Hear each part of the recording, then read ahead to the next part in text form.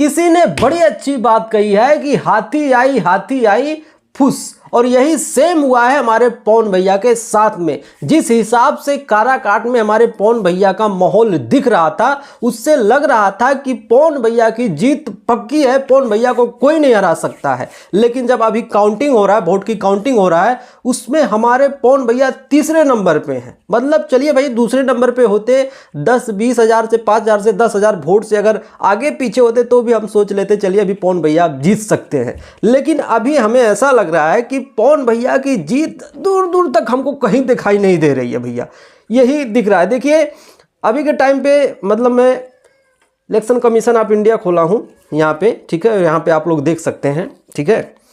यहाँ पे अभी जो है मैं आप सबको बता देना चाहता हूँ, नंबर 1 पे राजा राम सिंह है, ठीक है, कम्युनिस्ट पार्टी ऑफ इंडिया से आते हैं, जो कि अलायंस में थे, इंडिया गठबंधन में थे, ठीक है, जिसको मतलब आरजेडी का भी सपोर्ट था, उनको सबसे ज़्यादा वोट मिला है। हमने माहौल वहाँ पे राजा राम जी का नहीं देखा था, लेकिन इतने साइलेंट वोटर हैं वहाँ पे, मुझे पता नहीं था भाई, पता ही नहीं था। मुझे लग रहा था या तो पवन सिंह जीतेंगे या तो हमारे उपेंद्र कुशवाहा जी जीतेंगे, लेकिन बाजी तो राजा राम जी मार रहे हैं यहाँ पे। मतलब उनको जो है अभी तक 2 लाख कितना है यार, 2,22,945 वोट पड़ चुके हैं। उपेंद्र कुशवाहा जी को 1,52,640 वोट पड़ चुके हैं, और हमारे पवन भैया को 1,51,514 वोट पड़े हैं, जब मैं अभी वीडियो जब बना रहा हूँ, ठीक है, ठीक है, इतने वोट पड़े हुए हैं। मतलब अभी अगर हमारे राजा राम सिंह और पवन भैया का अगर मार्जिन देखा जाए तो बहुत गैप है यार, लगभग 60-70 हज़ार वोटों से आगे चल रहे हैं। तो कहाँ से जीत दिख रही है?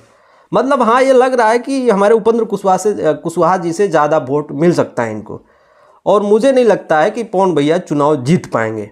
अभी उनको एक बार और मेहनत करने की ज़रूरत है काराकाट में, ठीक है, जिस हिसाब से रुझान दिख रहा है।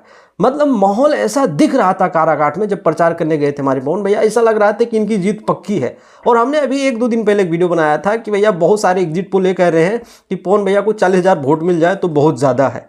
मतलब 1,51,000 वोट मिल चुके हैं पवन भैया को। देखिए खेल गड़बड़ कहाँ हुआ है पता है आप सबको, जो पवन भैया और उपेंद्र कुशवाहा के जो वोटर हैं वो बीजेपी के ही वोटर हैं कहीं ना कहीं, ठीक है। और जो राजा राम सिंह के जो वोटर हैं वो फिक्स थे, वो कहीं नहीं जाने वाले थे। पवन भैया भी चुनाव प्रचार करने आए थे काराकाट में, लेकिन मुझे नहीं लगता है कि पवन भैया के चुनाव प्रचार करने से कुछ इफेक्ट पड़ा है। मुझे लग रहा है कि खेसारी भैया इशारों में कहीं और सनकार दिया था कि वोट देना है तो उपेंद्र कुशवाहा और पवन सिंह में लड़ाई दिख रही है यहाँ पे, लेकिन नंबर 1 पे राजा राम जी हैं, और राजा राम जी जीत रहे हैं चुनाव। ये फिक्स है कि वो चुनाव जीत रहे हैं, और अब नहीं हरा सकते भाई। 60-70 हज़ार मार्जिन होता है यार, मतलब चलो 10-20 हज़ार का होता तो मैं समझ लेता, ठीक है, लेकिन इतना ज़्यादा मार्जिन से नहीं हो सकता है। मतलब कहाँ 2,22,945, पवन भैया 1,51,514, मतलब दूर दूर तक कहीं नहीं दिख रहा है कि पवन भैया चुनाव जीत पाएंगे। मतलब माहौल सब उलट पलट गया है भाई। जो उसने जो सोचा था, एनडीए क्या सोचा था 400 पार इंडिया अलायंस सोचा था कि नहीं होगा, मतलब पूरा खेले पलट गया भाई चलो जो भी है, लेकिन पवन भैया शायद ही चुनाव जीत पाएंगे। दुख है, कोई बात नहीं है, लेकिन मेहनत करने की ज़रूरत है। नमस्कार।